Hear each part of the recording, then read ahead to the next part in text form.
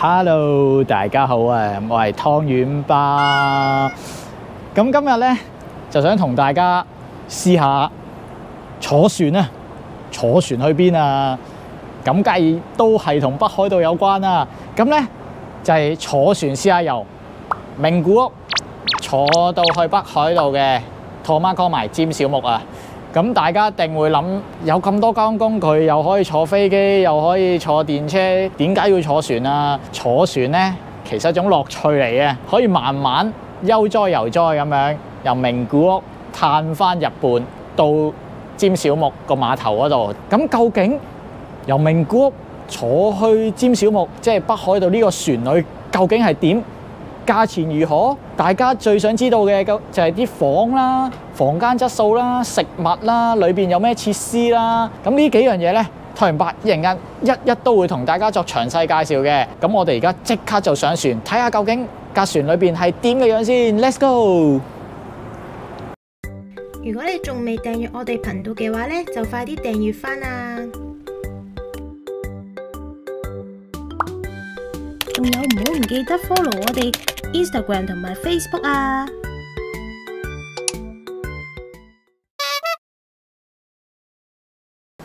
啱啱我哋咧就搭完架巴士，由名古屋站咧就過到嚟呢個名古屋 Ferry 埠頭啊，即係名古屋上船嗰個碼頭啊。因為咧，你就算上網訂飛咧，佢都要喺度咧點翻你個名嘅。好 ，Let's go！ 係。好啦，咁我哋咧啱啱就 check in 完啦。咁咧 check in 嘅手續咧，其實就好似酒店 check in 咁樣嘅啫。咁如果大家係上網 book 咗位嘅話咧，咁就喺翻碼頭呢度啦。咁就即係講翻個名。咁如果未俾錢嘅，咁啊喺度俾埋錢。咁咧佢就會，好似我哋係 book 房嘅話咧，咁佢就會將 room key card 俾你嘅。我哋呢個 plan 咧就包埋餐券嘅咧，咁佢一次過俾晒你。好，我哋而家即刻上船先。我哋今晚就係坐呢一架船啦 ，Kiso。咁咧，佢 total 咧就有3架船嘅 ，Kiso、Kitakase 同埋 Ishikari。咁我哋今日就坐其中一架 Kiso。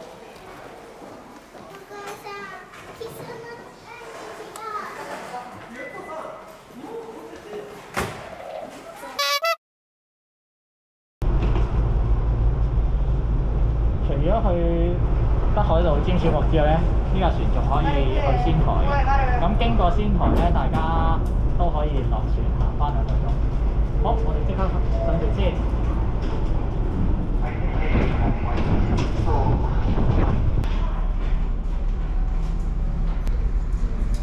我哋上船啦！究竟架船會唔會好搖好震嘅咧？好緊張啊！即刻上去睇下先。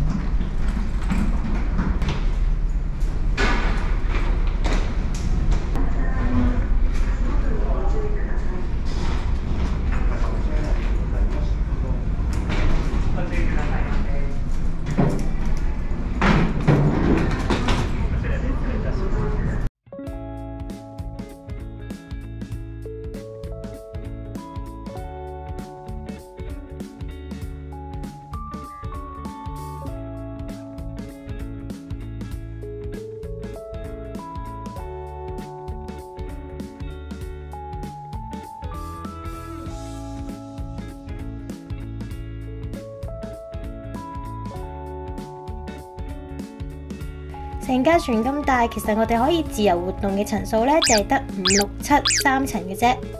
咁7樓呢，佢就係甲板同埋客房嚟嘅。基本上娛樂設施呢，都集中晒喺第5同埋第6層呢2層裡面㗎喇。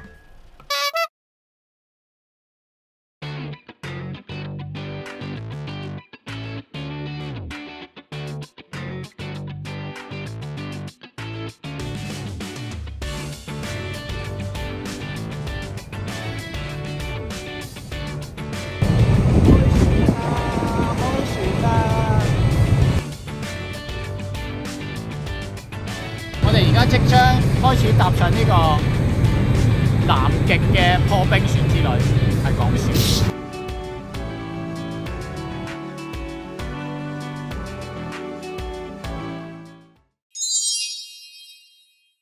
好，好，咁喺船上面嘅話，就梗係唔少得要有娛樂設施啦。咁咧，我身後呢個 launch 咧，咁咧佢就會有一啲電影播放啦。咁同埋咧喺 Cronulla 之前咧，佢係會有 launch show 嘅，每晚8點鐘。咁但係而家因為都暫時仲係疫情下嘅影響啦，咁所以佢都轉晒都係播電影嘅。咁如果大家坐船嗰陣時悶悶地，就可以入去呢個 launch 嗰度睇翻套戲先。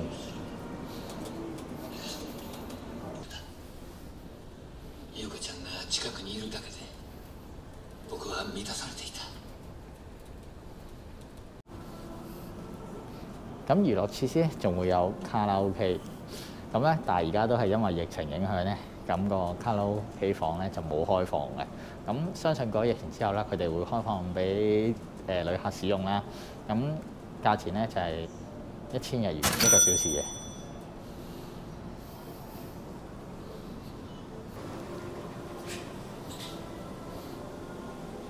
咁我身後嘅呢個就係 Game Corner。咁如果咧搭船嗰陣時跑悶咧，咁啊可以入去入邊夾下公仔，打下街機，同埋入邊咧就有2張 massage chair 嘅，咁就係有2張按摩椅啦，咁可以俾大家輕鬆輕鬆。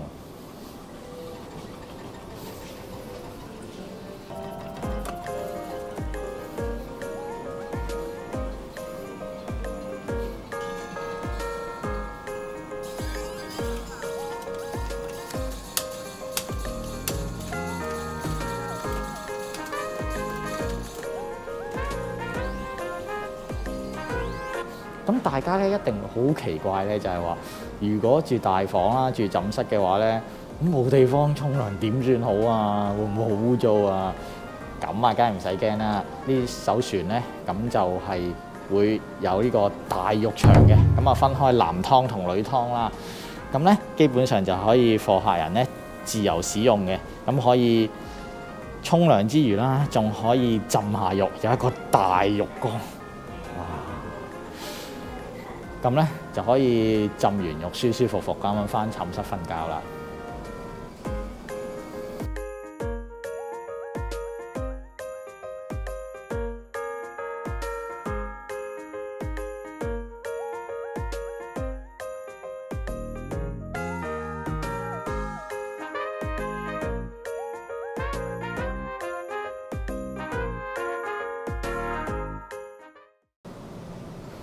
咁因為咧頭先我哋所介紹嘅小賣店咧，佢就唔係經常開門嘅關係啦，咁所以咧自動販賣機嘅 area 咧就一定唔少得嘅。咁喺商店冇開門嗰陣時，喂，想買啲嘢飲啊，或者想買啲甜食點算好咧？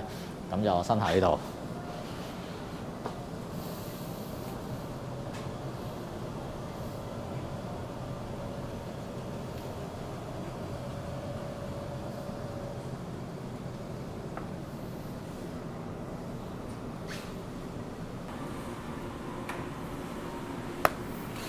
咁咧，大家相信咧都會有一個疑問，就係話究竟船上邊可唔可以上到網嘅咧？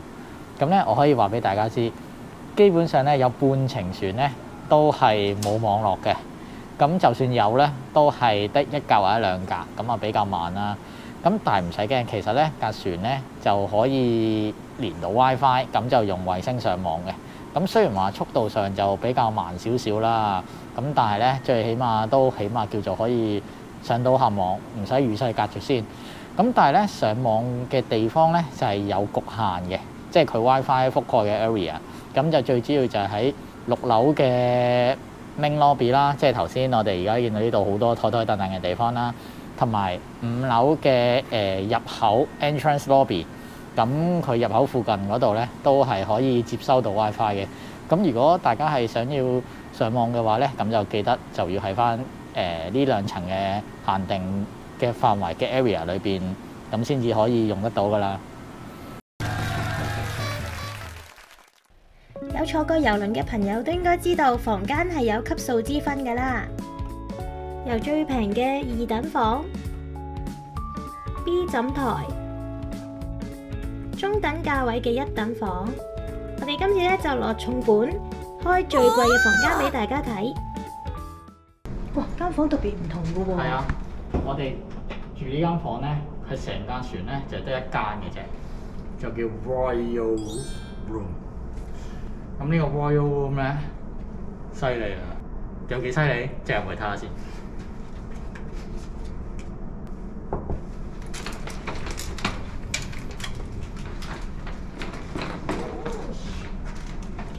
哇！哇哦！係咪完全係唔似係一架船裏邊啊？大家完全唔覺得一架船。呢一個咧就係我哋住嘅 Royal Room 嘅豪華套房啊！皇室套房應該係叫哇！因為嗱，我哋咧喺架船上面由名古屋去北海道，起碼都要日半啦。咁梗係住得舒服啲啦，係咪先？都想有個私人空間噶嘛，都成30幾個鐘噶喎。所以咧，今次我哋就係住呢個 Royal Class 嘅房間啊！咁究竟個 Royal Class 嘅房間就有啲咩？即刻帶大家去睇下先。首先呢度咧，頭先門口一入嚟啦，我哋而家呢個範圍咧就係個大廳啦。咁啊，咖啡茶啊、熱水壺啊、雪櫃呢啲最基本嘢都有齊晒啦。咁咧佢熱水壺咧就好細個嘅啫，得咁細個，唔同普通酒店，佢驚你倒瀉水。因為喺架船上面咧倒瀉水好麻煩清理咧咁樣嚇，咁所以通常都盡量俾啲細杯你。咁通常呢啲都係我哋呢啲過室先至有嘅。咁啊，大廳應該可以打開個窗簾布。哇！而家乜都望唔到，而家就係望到個碼頭啊！我哋呢個房咧係唯一一間房可以望到個船頭嘅。咁之後咧，你就可以望住前面一路航海咁樣。哦。咁我哋聽朝再整個 shot 俾大家睇啦，好唔好啊？喂，咦呢度仲有張吧台喎，啊，擺啲啤酒喺度，哇，慢慢嘆，正。睇住個海景，一路飲啤酒，食下花生，睇下電視。Very good。即刻同大家睇下。咁大家以為通常坐船啦，坐即係啲多人房間咧，廁所同浴室梗係要共用㗎啦。我哋咧，首先有私家廁所先啦。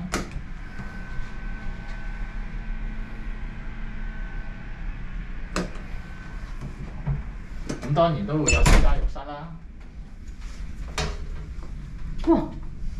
又係可以一路浸，一路望住個海景，哇，幾舒服啊！仲有浴缸添喎。係啊。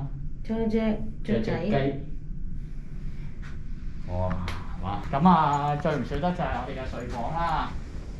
哇！化妝台添喎。係啊，嗱，好舒服㗎，其實成間房。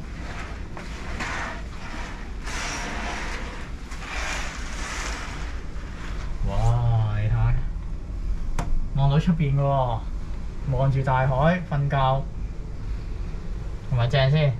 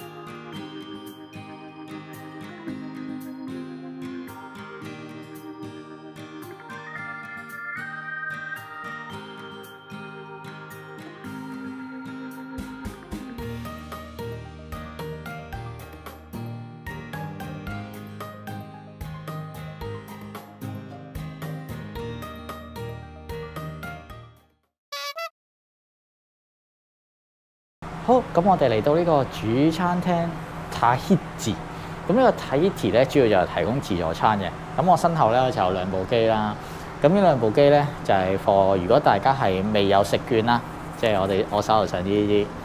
咁我哋就因為 check in 嗰陣時間房包埋嘅，咁啊可以唔使買啦。咁如果未買咧，就可以喺呢部機自己買翻相對嘅大人啦或者小朋友嘅食券。咁之後咧就直接拎入去，放個籃仔喺上面。咁之後就可以自己坐低揀嘢食㗎啦。好，咁我哋即刻睇有啲咩食先 ，Let's go。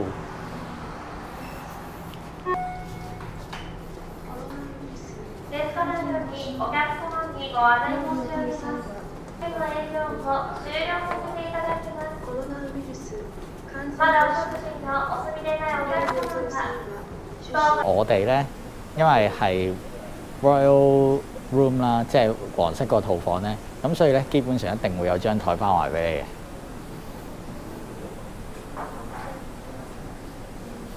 你嘅。咁就算人再多嗰陣時咧，你都唔使驚冇位，已經有個私家位係幫你預備好㗎啦。好，我哋出去攞嘢食先 ，Let's go。我哋搭2日船，咁樣午餐呢都係呢個自助餐度解決㗎啦。我哋都知道廚師呢已經絞盡腦汁，每一餐都希望做到我哋唔會覺得厭。作為師奶嘅我都知道每日諗食咩餸係一件好難嘅事嚟㗎。我個人就覺得唔錯咯，因為起碼我唔會覺得悶先啊嘛。咁喺船上面咧，總共咧就有2個餐廳嘅。咁第一個啦就係食 buffet 啦，即係食自助餐嘅主餐廳啦。咁第二個咧就係呢個 Mermaid Club Bar。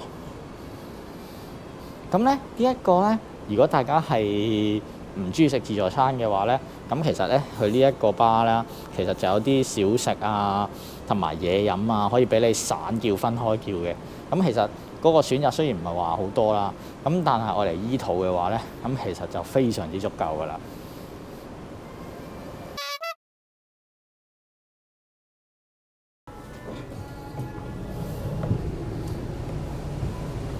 哇！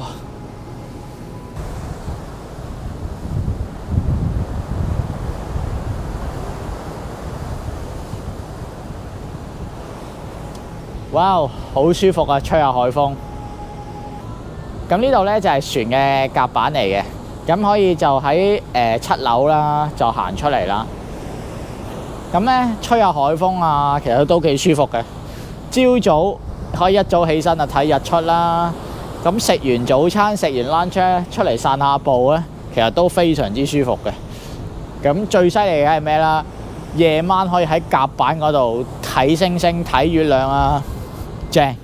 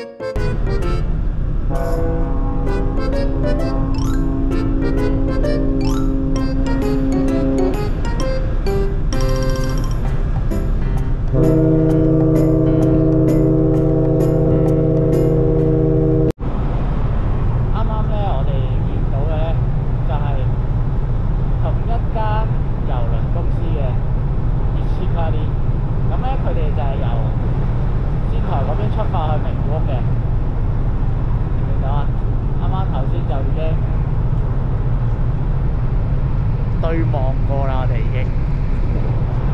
咁呢個 corner 有咩用嘅咧？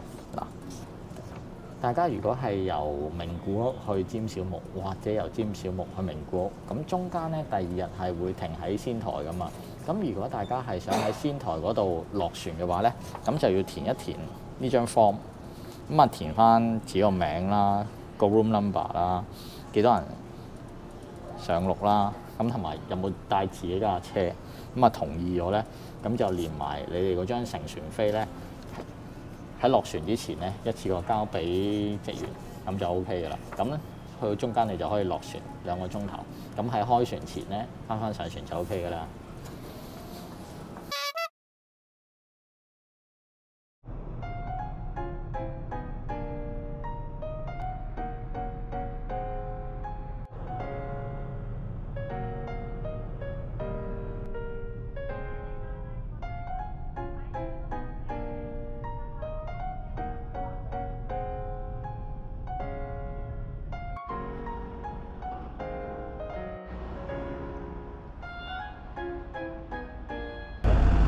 之後我哋喺仙台嗰度落咗船啦。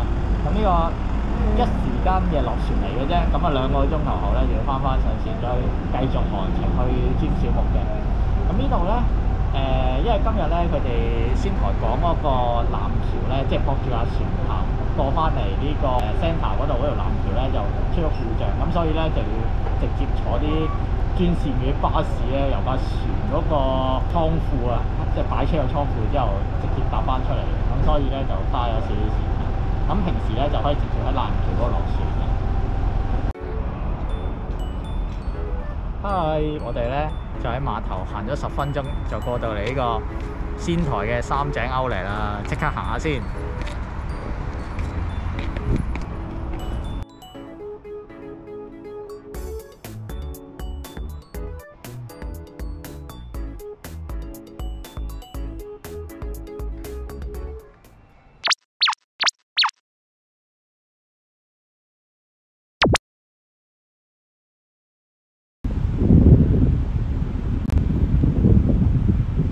夜晚嘅甲板可以睇下星星。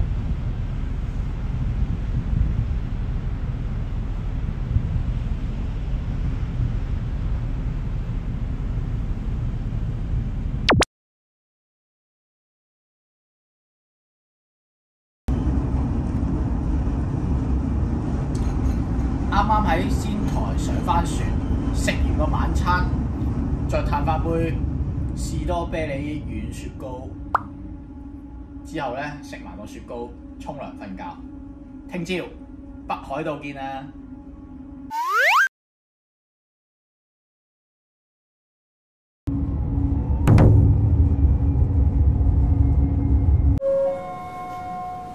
咁落船之前咧，咁啊見到呢附近啊，或者係落船個門口嗰度咧有個 kaki box 咧，咁入翻落就 OK 噶啦。啊，第一使唔使搖翻嚟呢個？いいですか？はい、きれいです。はい、どうもありがとうございました。どうも。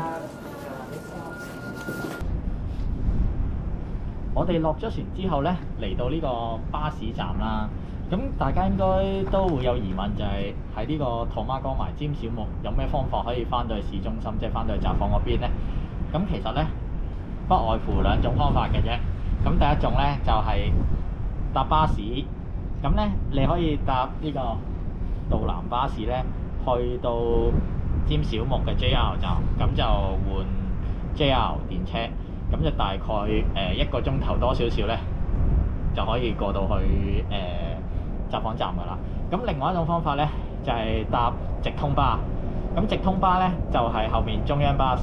中央巴士咧就可以一架巴士就直接去到札幌車站㗎，咁啊但係需時就耐少少，就1個鐘頭零50分鐘，咁大家就可以因應翻時間，咁就睇下選擇邊種交通工具翻出去札幌啦。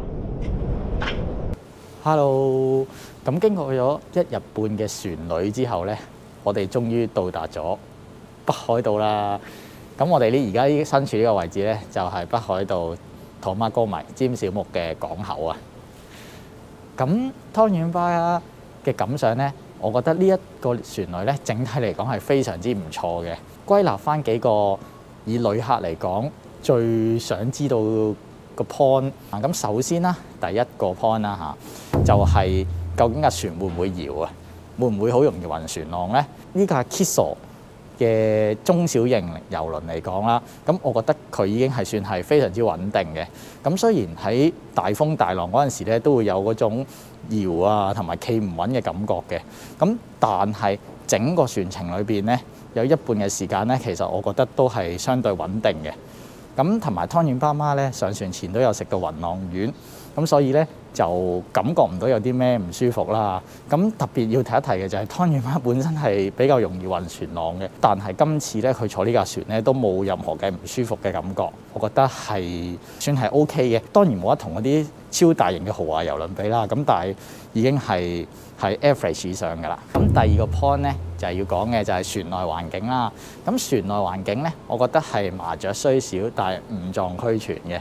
咁首先講就係話，即即係娛樂設施啊，俾你打發時間嘅區域啦，同埋譬如浴場啊、卡拉 OK 啊、電影院啊，全部都應有盡有嘅。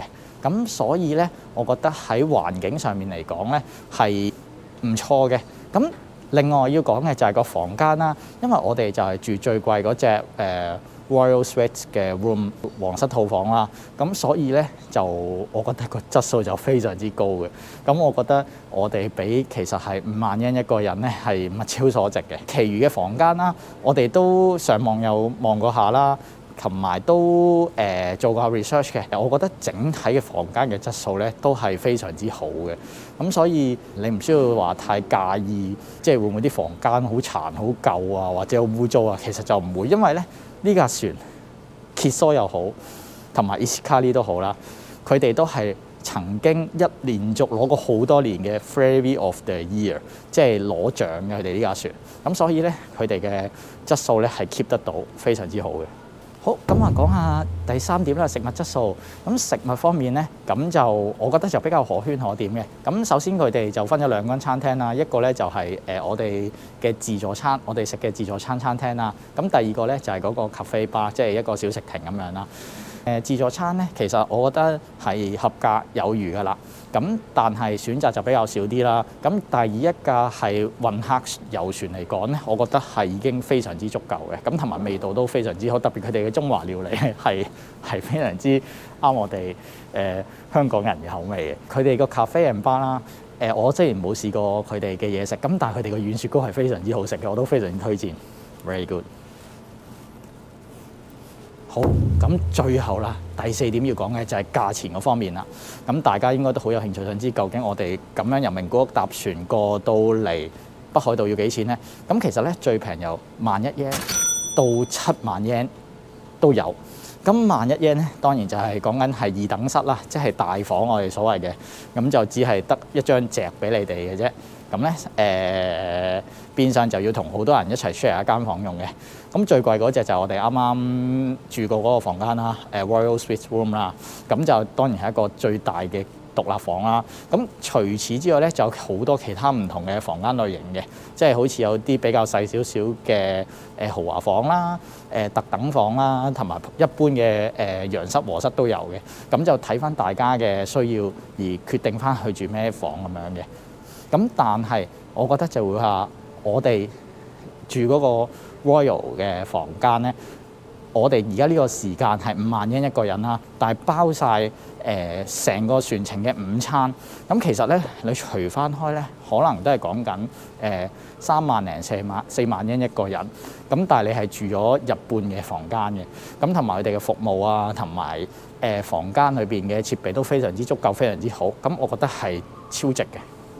好，咁最後咧，整體而言咧，咁我覺得呢一個名古屋到北海道嘅船旅係非常之正嘅。如果大家係唔想坐飛機或者唔想坐新幹線，想悠哉悠哉咁樣去，即係由名古屋或者仙台過嚟北海道嘅話，咁我哋坐呢架船太平洋 Ferry 佢哋嘅遊船咧，我覺得係可以值得推薦大家去試下嘅。好，咁今集咧嘅北海道遊船之旅就到此為止啦。咁如果大家中意我哋呢條片嘅，希望大家俾個 like 支持我哋啊！大家對我哋嘅頻道或者影片有任何嘅意見嘅話，都非常之歡迎留言俾我哋噶。如果想睇更加多北海道或者其他地區嘅旅遊資訊，咁就記得訂閱翻我哋湯圓爸媽的日本記錄啦。Thank you，多謝晒大家，下集再見啦，拜拜。